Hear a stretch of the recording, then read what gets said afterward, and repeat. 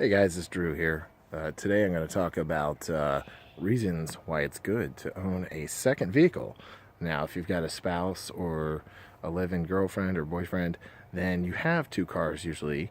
I live by myself, so I've only got one car. Well, today I found the battery on my PT Cruiser was dead. So instead of having to call AAA or use a jump box, I've got my other truck right here. It's really great. So, the other reason to have a second vehicle, if you can afford it, really doesn't cost as much as you think, is if you have an issue with one of your cars and you need to get it repaired. You can take more time to contact mechanics and price things out. You can actually drive around in that other car to see what what kind of prices you can get, or even talk to people at auto parts stores, like I say, to find out what's wrong with your car, possibly. A lot of you have said that in a couple of my videos. My car won't start. How do I go to the auto parts store to talk to people? Well, I've got a second vehicle. So this PT Cruiser I got on Craigslist. It has a couple issues, and when I bought it, I got it for $3,100. It's a 2008 PT Cruiser. Didn't have to spend a ton of money. Just to have two cars, you don't need to have a ton of, you don't have to spend a ton of money on them. This one was actually in good shape. Like I said, there's a couple little problems that I was able to sort of fix up. Has an issue with the gas tank. And then here's my Chevy Tahoe, which is a gas guzzler, but I still like driving it. So anyway, like I said, it's really good to have two cars, because that way you don't have to stress about it when one breaks down or if you have an issue. And it really helps. So anyway, so you're wondering, hey, what's it going to cost me? Well, okay, so you have to register both vehicles with your state. There's fees there. And then you pay taxes on them. The taxes are not quite as much as you think. I don't have the straight up info right now, but these are both older cars. Now, if you have a brand new car, obviously. I only have liability insurance on both these vehicles. This Tahoe's a beast. If it's in a wreck, unless it's hit by a semi, knock on wood or something, it's probably just going to need some body repair. But the PT Cruiser, they're both, the Chevy Tahoe is online. It's only worth like $1,800. It's worth a lot more than that to me, but I only have liability insurance, which means liability insurance means I pay for any damages if the accident's my fault. Now, if somebody else hits you and it's their fault, their insurance company writes you a check. But liability is required in the state of North Carolina where I live. And so that just covers you on the other person if you hit somebody. So if you wreck your car, you pay all the damages, or you repair them yourself. I'm pretty handy, so I'd repair my own stuff. But that's the minimum insurance you can buy, and it's the least expensive, so it doesn't cost that much. So for these two cars, I believe insurance-wise, I'm paying about $450 a year in insurance. And the PT Cruiser is valued at $4,500, even though I got it $3,100. And like I said, the Tahoe is about $1,800. So they don't really base it on value when you're getting liability insurance. So the PT Cruiser costs a lot more to insure than the Tahoe, I guess, because it's newer, which is strange, because if I hit somebody in the Tahoe, it's more likely to do more damage to their car for liability. But okay, so just so you know, if you live in an apartment complex, you gotta obviously make sure they'll allow two cars, so that you can have two spots if you're one person. I've also got my Mercedes in the back there. None of those cars run right now. I have been procrastinating to get to those, so those don't run right now, but looking to get those running. If anybody's in the North Carolina area and looking to buy one of those will be for sale soon, but depending on how long this video is posted, they might be gone, so you can always message me and ask about those. But anyway, again, another reason to have two cars, it's obvious, is being able to jump start your car when the battery dies on one and the other. I guess just got to put a jumper cable out here.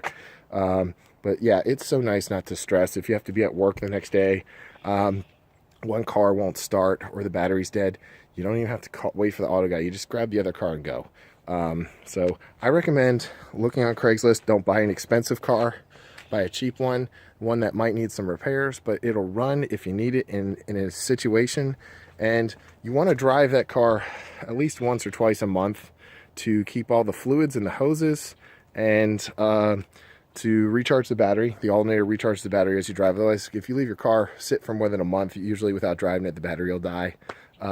So that's really important too. So there's a little bit of maintenance involved, but you know what? If you can find a car for like $800 to $1,500 on Craigslist, even if the paint's all scratched up, it's there when you need it. You don't have to pay to rent a car, things like that. So this is for people who, most people would just rent a car, I guess. You know, that can be $100 a day, or you get a little teeny tiny, oh God, I've done that before, where before I had 2 vehicles, my car broke down, and I rented for like $50 a day this little tiny car, and it was so uncomfortable to drive. So all right, well, I'm just kind of babbling on here. Anyway, this video is to help people who might not have thought about valid reasons to have 2 vehicles. You don't have to buy 2 expensive vehicles. Just buy one, you know, have your one car that you have. And if you're searching Craigslist and you just happen to find a car at a great price, you know, buy it and then get the insurance done and all that, or call your insurance company before you buy the car and ask them how much it would be for a quote for that. It's really not as much as I'd say. Actually the PT Cruiser is my extra vehicle, which I use for driving Uber occasionally. That one probably only costs me about about $300 a year in extra fees and taxes and things like that. Not very expensive.